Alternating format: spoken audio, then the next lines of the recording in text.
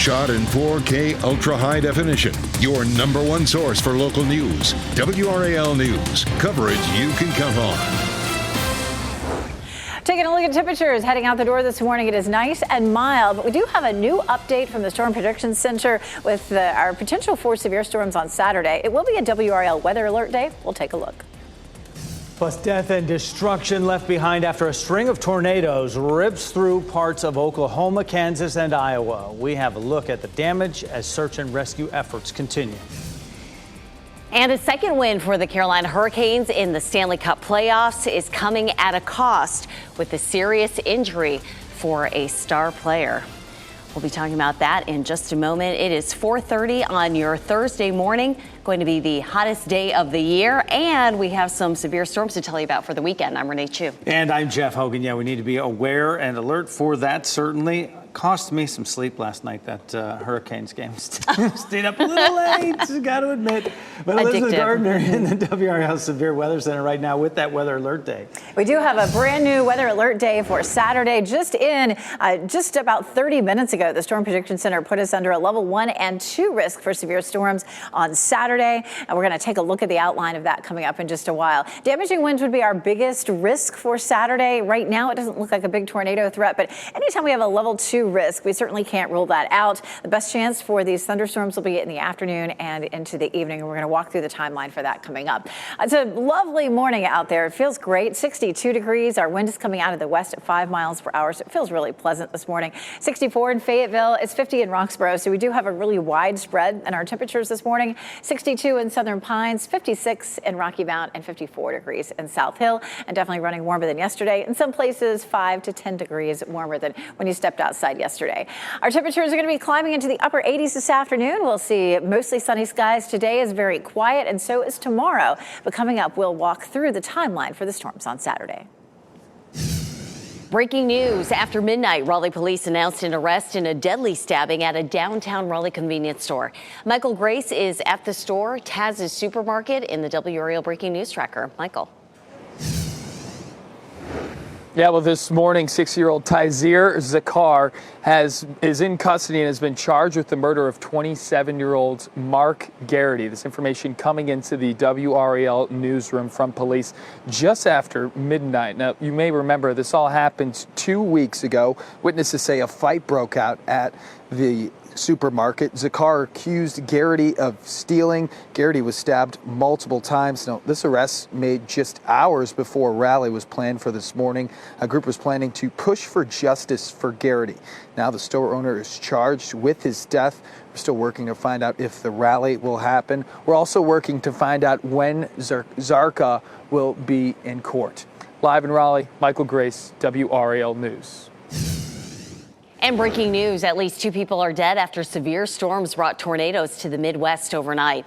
Officials in Oklahoma confirmed after midnight both the deaths took place in the town of Cole, that's south of Oklahoma City. Aerial video shows the destruction in that community. National Weather Service will also be on the ground today in the city of Shawnee, Oklahoma, to look for evidence of tornadoes there. New video overnight shows streetlights down and heavy damage to businesses. Officials say an assisted living center needed to be evacuated during the storm. The same storm system also brought possible tornadoes to parts of Kansas. Take a look at this video of lightning over Chase County last night. Officials say hail the size of teacups fell in some areas. Power is out for thousands of people this morning. And hundreds of people are expected to gather in downtown Raleigh today, calling for support for early child education across the state. WRAL's Naya Harden is live downtown with this story. Naya? Yeah, this is going to be at the Halifax Mall here at the General Assembly, and this is right behind me. We are expected to see more than 500 people from North Carolina. The event is going to start this morning at 10 o'clock. This is going to be educators, parents, and also child care providers that are going to be talking to state legislators today about the needs that they have. Now, here's some things that they have in mind. They want legislators to double their investment when it comes to pay and benefits for child care teachers. They want affordable and accessible child care care for all children and families and better funding for child care providers. This comes as there has been a growing need when it comes to child care here in North Carolina. We have seen it. WRAL even reporting on the struggles when it comes to pay for child care providers, as well as the wait list, the long wait list that many of these child care locations have had when it comes to being able to place those children in a safe space.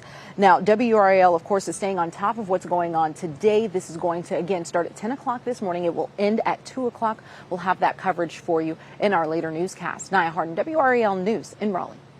A former NC State football player is out of jail on bond after being accused of opening fire at a Glenwood South apartment complex. The video of his arrest is only on WRAL. In it, you can see Hakeem Jones walking toward police officers. An officer fires a taser at him. Jones immediately falls to the ground. This happened at the Gramercy Apartments on West North Street Sunday. Police say Jones assaulted 2 people and 2 of the shots hit occupied apartments. He was released yesterday after posting a $150,000 bond. Jones played for football for NC State 2012 to 2015.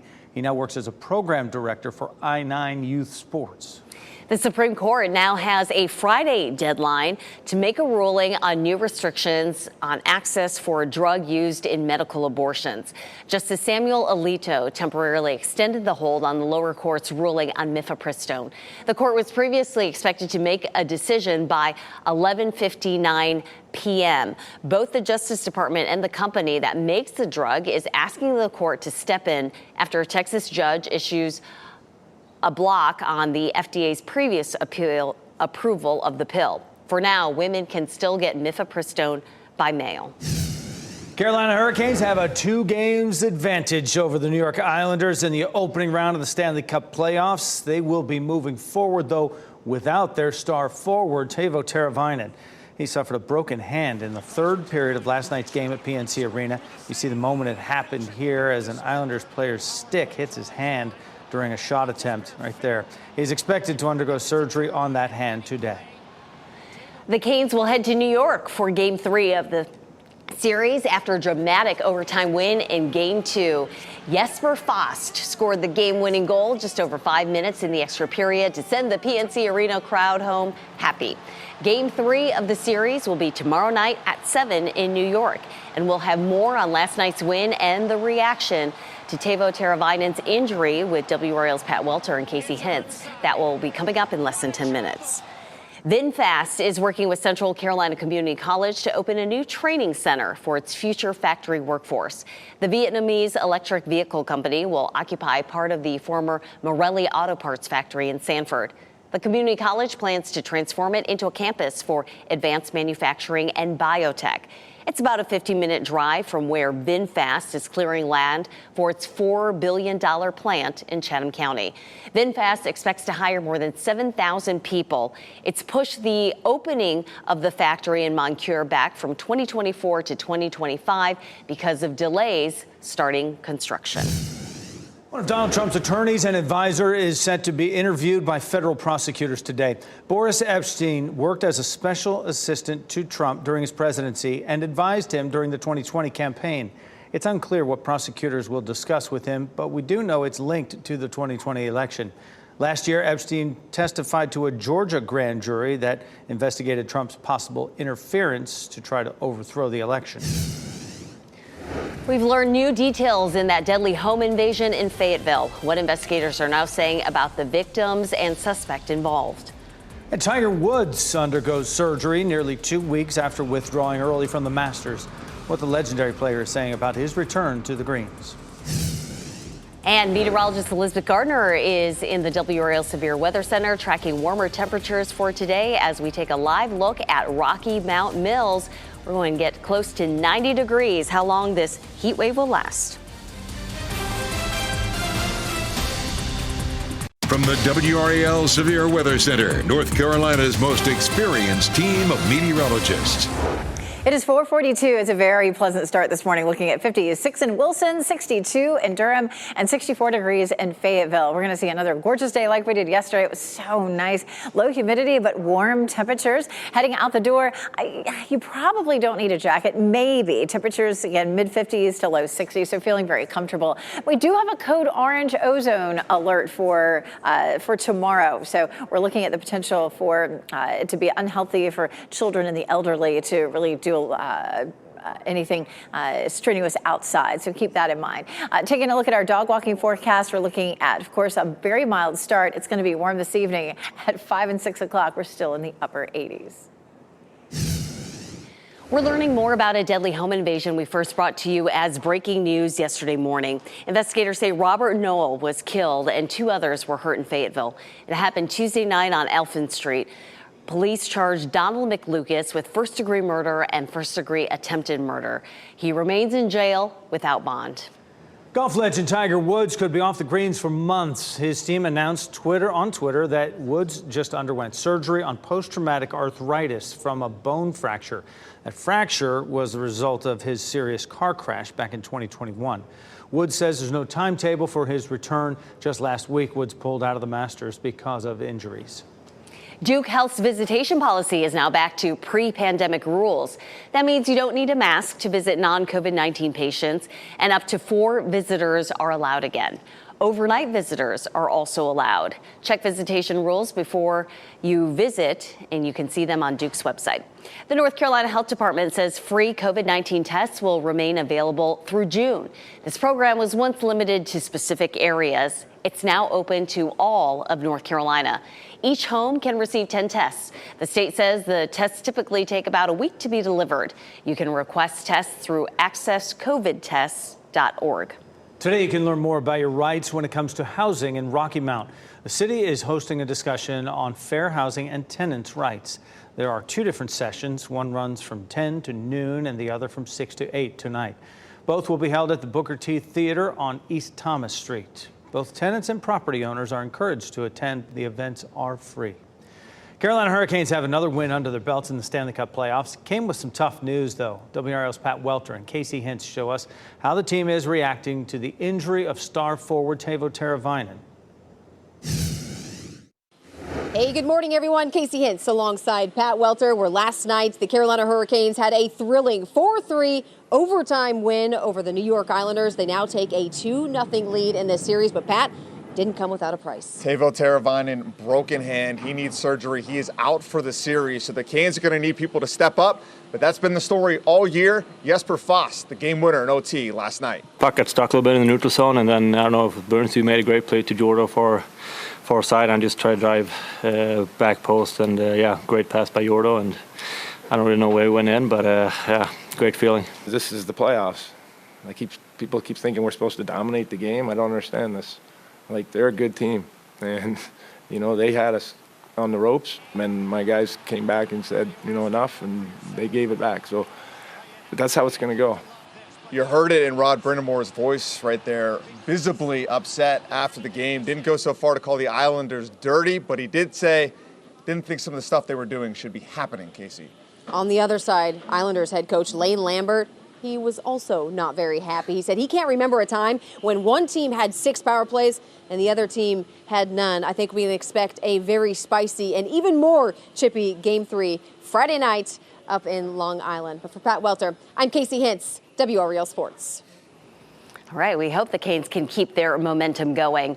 Meteorologist Elizabeth Gardner in the WRAL Severe Weather Center with important weather information for this weekend. Saturday will now be a WRAL Weather Alert Day. It's brand new. We just, in the last hour, got this update from the Storm Prediction Center, which put us under a level 1 risk in our western counties and a level 2 risk in our eastern counties. Damaging wind would be the biggest threat, and we could see some heavy rain with this as well as it comes on through Saturday afternoon. There's a bit of an update to the timing of this as well, as we have have been following this all week. It has really started to speed up, especially in the latest runs of the computer model. So that's new. It really looks like a Saturday afternoon event for us and maybe done by the evening even. So we'll be watching out for that during the afternoon. Again, we have a level 1 and 2 risk for severe storms with damaging winds and heavy rain being our biggest threat. Let's take a look here. As we get into Saturday morning, you can see even a chance of a few showers, and then the thunderstorms themselves come through during the afternoon and start to move out during the evening. That is a much earlier look at the timing of this. And so definitely still looking like it's going to be a cool day on Sunday. There may be some cloud cover that moves in, but definitely the biggest thing on Sunday is going to be the cooler temperatures. Let's back up and talk a little bit about today, too. We have a code orange ozone forecast for today, right around the triangle area. So children, the elderly, you just don't want to overdo it outside this afternoon. Today's going to otherwise be a nice day. It's just going to be warm out there. 62 degrees is our current temperature. We'll see temperatures climbing into the 80s by lunchtime and looking at a high of 89 in the triangle in Raleigh and Durham and 90 degrees in Fayetteville. The warmest temperature that we've seen so far at RDU was 87 back on April the 6th. So this would be the warmest day of the year so far. Of course, we're still seeing high pollen counts for trees. It's moderate for grasses. There's still plenty of pollen out there. Our dew point right now continues to be nice and low, so it's right there in the refreshing zone. It is likely to start to creep up into comfy for tomorrow, and then Saturday it bumps on up into the 60s. Of course, that's because we're going to end up seeing some rain. Right after that, that humidity starts to drop down again. So we're looking at a big cool down behind this front. We're going to see a big transition here from Saturday with some showers and thunderstorms to Sunday turning noticeably cooler with a few clouds late in the day. That front doesn't look like it's going to come in until later in the day on Saturday, so it does look like it's still going to be nice and quiet for the Tar Heel 10 miler. Likely to be cloudy, but temperatures will be in the 60s. Saturday, we do have a WRAL weather alert day, but again, the timing for those showers and thunderstorms would be in the mid to late afternoon. After that, looking nice and quiet with highs in the 60s into next week, and then our next best chance of rain would be on Wednesday. Elizabeth, thanks. Snapchat is putting more emphasis on its chat feature. We'll explain how the popular social media app is expanding to artificial intelligence.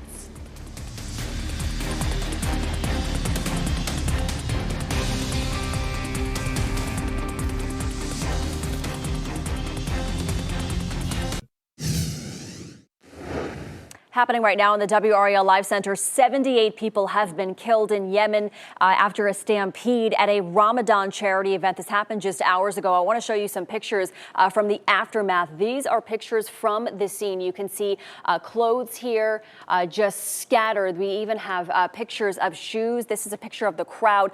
Just to give you an idea of how many people were there, they say people associated with an organization started firing into the air in an attempt at crowd control. That's when they struck an electrical wire, causing it to explode. All of these people panicked and started running. Authorities say hundreds of people were packed tightly together. Some became trapped, and they say dozens others were hurt. But this morning, at least 78 people dead because of the stampede in Yemen. Just terrible, Michelle. Thank you for the update. Voice actor James Carter Cathcart has retired from his craft because of throat cancer. If you don't know his name, chances are you know some of the characters he's played, including a cast of characters in the popular Pokemon anime series. He is Professor Oak, James from Team Rocket, and the Pokemon Meowth. His wife wrote in a blog post that Cathcart's cancer was not responding to treatments, but his medical team is still trying to help him. Previously, he developed a tumor on his tongue, and it spread to his neck. The chat portion of the popular app Snapchat is smarter than ever thanks to new AI technology ChatGPT. The chat expansion is now available to all users of the app. The technology can answer questions, schedule plans, join conversations among friends by typing @myAI in chat. The AI tool can also be managed by Snapchat's parental controls. 4:54, we're learning more about David Bridal's plans to stay open after their bankruptcy filing earlier this week. And we know this whole situation has some brides very nervous. 5 on your side's Keely Arthur asked a bankruptcy attorney what brides should expect and where they can find some answers. Melanie Chavis rang a bell and wiped away tears after she found her perfect wedding dress. That was last month, but Monday night, she had tears for a different reason. David's Bridal announced they were filing for bankruptcy. I was literally crying the other night about it. I'm like, planning a wedding is so stressful, and then you get your dress and you're like, oh yes, this is the dress, and then hearing that like your dress place might close before you get to order your dress, I'm like stressing out to the max. David's Bridal sent this email to customers shortly after the bankruptcy announcement saying stores remain open and they intend to fulfill orders. They've even set up a restructuring website with a frequently asked questions section for brides. If you pay attention to that website, it says, at this time, we're fulfilling customer orders. And at this time, customer service is active. That could change in the future if they cannot find a buyer. Bankruptcy attorney Rebecca Redwine is not involved in this case, but she told us David's Bridal set a tight deadline of June 7th to find a buyer. If they can't find one, they could start liquidating and selling off assets. That's when I would advise folks to pay closer attention to what's happening in the case. Chavis is getting her dress next week and doesn't expect any issues at that point, but she's worried about being able to get critical alterations through David's Bridal ahead of her wedding scheduled for March 2024. I just spent all this money and it might not be able to fix the way I need it to be fixed. So it's nerve-wracking for sure. Well, you can bet. Keely Arthur reporting there that at this time we're following that would scare me a little bit. Bottom line is don't panic yet. Pay attention to that June 7th deadline to find a buyer. You feel for those brides. We're posting a link to that restructuring website online, and that's where brides can get updates on the case and file claims. Hopefully they'll be okay. Breaking overnight, Raleigh police make an arrest in a deadly store stabbing in downtown. What we're learning about the person that's charged 2 weeks after the incident. Plus, we're following more breaking news after deadly tornadoes ripped through 3 states across the Midwest. We have a look at the damage left behind as search and rescue efforts continue.